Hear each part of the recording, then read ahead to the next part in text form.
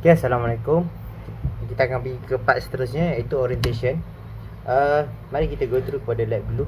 Okay, saya akan pergi ke part kedua, iaitu orientation. Tapi sebelum tu saya akan jawab dulu soalan pertama ni. Dia suruh explain tilt angle dengan azimuth. Ialah untuk memudahkan penerangan tentang tilt angle and azimuth, saya akan tunjukkan satu gambar, iaitu gambar tentang satu research ni lah.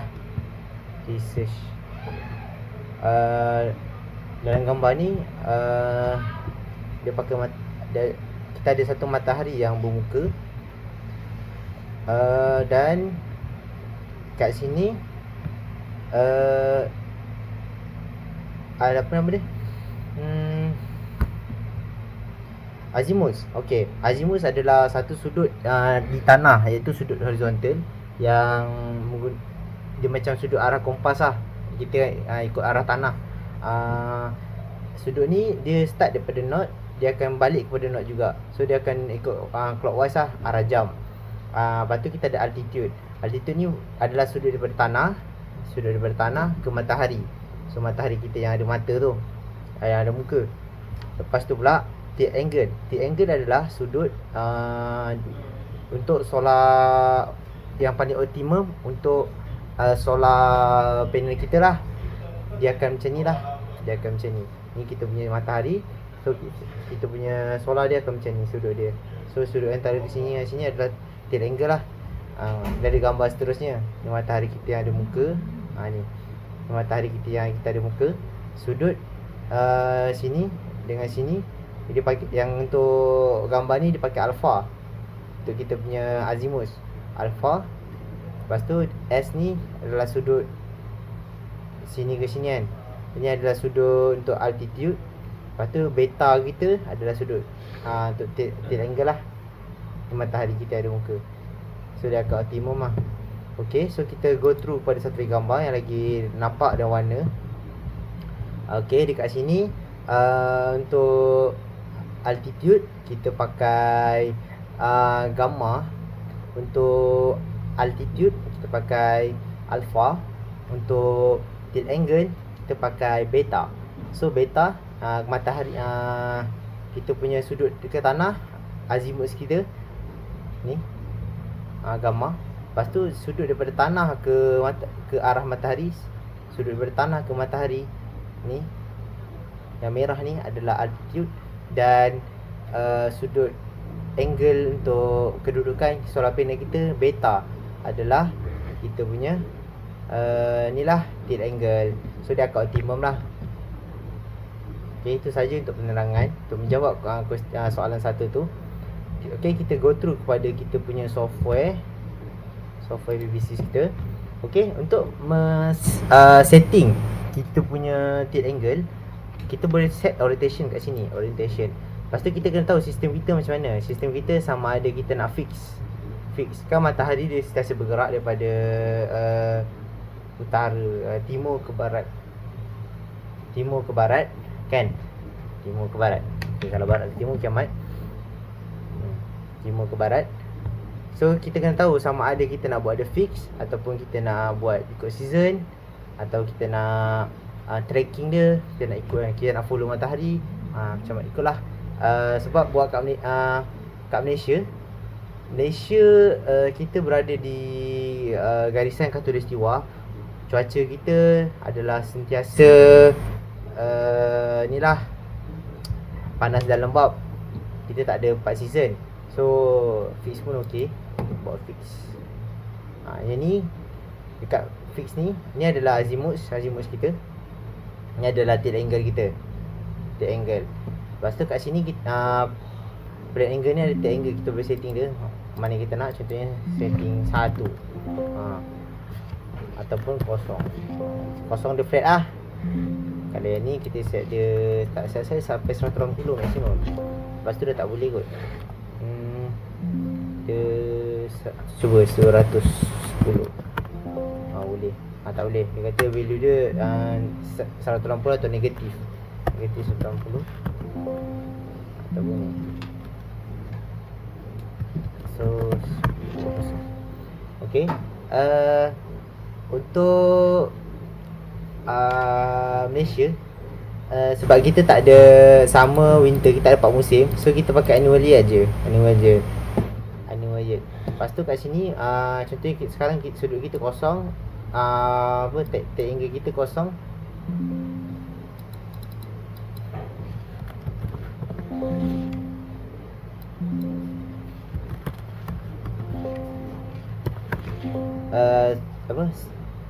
Planning kita kosong, azimut kita kosong, base tag angle kita kosong.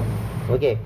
So kita dapatlah transposition factor kita 1. Lepas tu loss with respect to optimum kosong. Lepas tu global unconnected plane kita 16,088 kW per meter. Okey.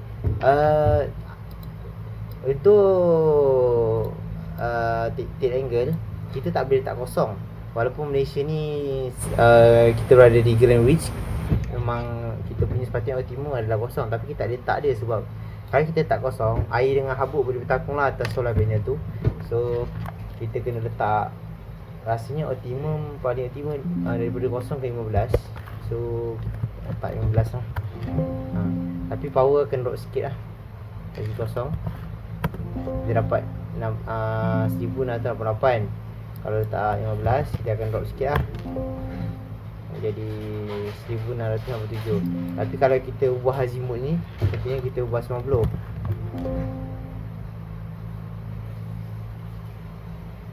sini 60 masih okey. Cuba 100 tu dia akan tu kurang standard okey kosong lah.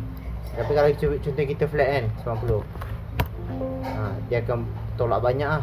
Sebab kalau Malaysia dia memang tak boleh lah buat, jarang lah kita tengok solar panel ada dekat dinding straight macam ni kan, jarang. So biasa kita buat dekat atas bumbung je kan, sebab dia memang sesuai dekat atas bumbung dengan kita punya cuaca, kita punya iklim khatulistiwa. Okay, seterusnya ada lagi banyak pilihan. Contoh macam domes ni saya tak go through, saya tak berapa faham. Lepas tu ada seasoning tile ni kita nak set 2 set lah. Kita nak set dia untuk winter dengan summer. Kita boleh set winter punya tag, kita nak berapa untuk winter, kita boleh set lah 20 ke ni summer 20. Kita boleh set untuk winter kita nak berapa. Lepas tu winter month ni kita boleh tambah lah berapa kita nak. Ni kena tengok kalender lah, kena analisis tengok kalender. Azimut tu macam biasalah, sama je tadi. Ataupun negatif 180 kan. Boleh dia antara positif dan negatif 180.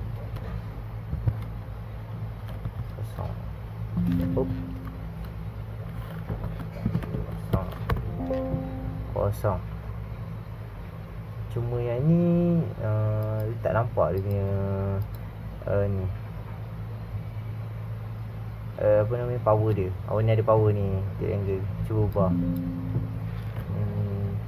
90.